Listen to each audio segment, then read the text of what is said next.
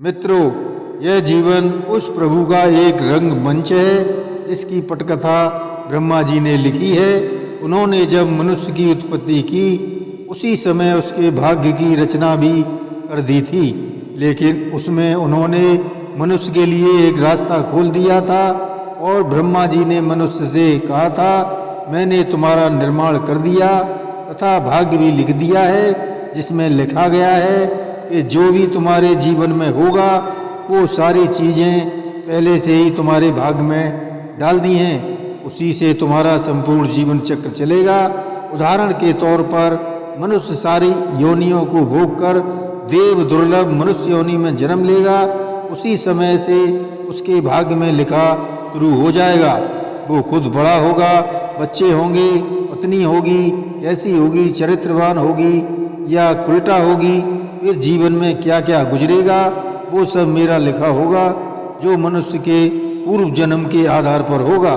लेकिन ब्रह्मा जी बोले, मैंने भाग्य की एक रेखा खाली छोड़ दी है जिसमें मनुष्य अपने भाग्य को अपने ही हाथों से खुद बदल सकता है। उसके समक्ष एक खाली सफ़ेद पेपर होगा, उसे वह अपने विवेक से तरह तरह के रंगों से भर सकता है।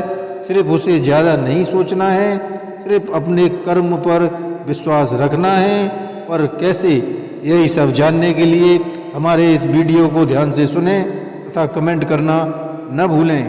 नमस्कार, मैं रणवीर सिंह लोटस एंटरटेनमेंट में आपका हार्दिक स्वागत करता हूं। मित्रों, एक व्यक्ति रोज पत्थर तोड़ने का काम करता था।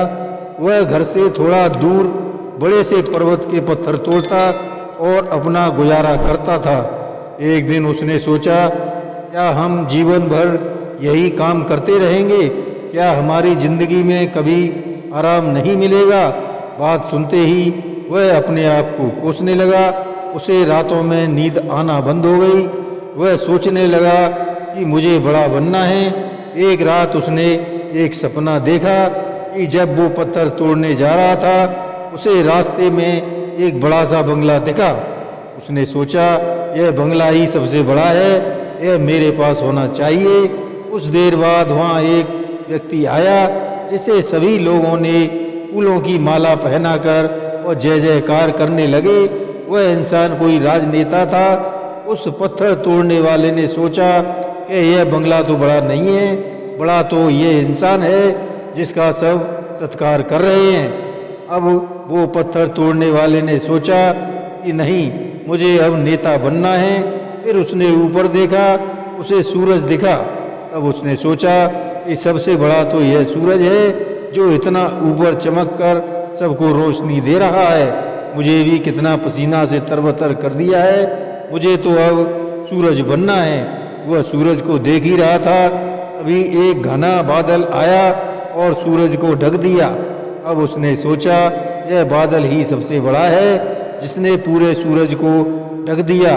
अभी हवा का एक झोंका आया और बादल को लेकर दूर चला गया। अब उसे लगा कि हवा का झोंका बादल को उड़ा के ले चला, हमें तो अब हवा बनना चाहिए क्योंकि हवा सबसे ताकतवर है। इतने में हवा एक पहाड़ से टकराई और उसने अपनी दिशा बदल दी, पर पहाड़ टस से मस नहीं हुआ, यानी पहाड़ में दम है, हमें तो पहाड़ बनना है।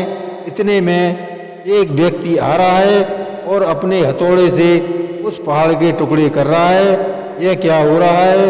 इतना बड़ा पहाड़ जो हवा के झोंके से नहीं हिला था, वह रास्ता बदलने को मजबूर कर रहा था। उसे एक छोटा सा इंसान कैसे तोड़ रहा है?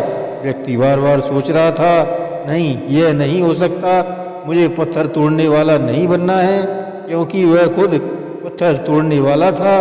पर अब उसकी आंखें खुल गईं और फिर उसने सोचा कि मैं जिस हाल में हूँ ठीक हूँ, यानी सबसे बड़ा मैं हूँ जो इस पहाड़ को भी तोड़ सकता हूँ। इसलिए हमारे पास जो चीज़ें मौजूद हैं हमें उसकी इज्जत करनी चाहिए।